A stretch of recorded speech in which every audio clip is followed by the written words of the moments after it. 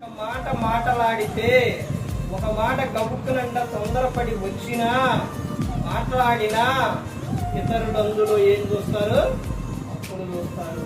ఇదిగో ఈయన సేవకుడు, ఇదిగో ఈయన విశ్వాసం.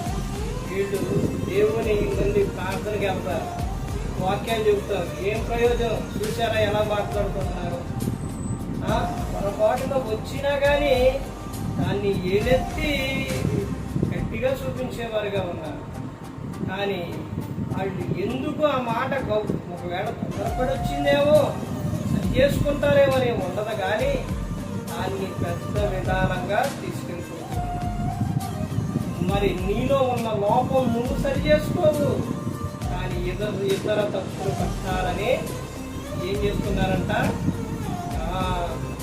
చెవియుడికి అంటే వాడు పక్కన ఉండి లేకపోతే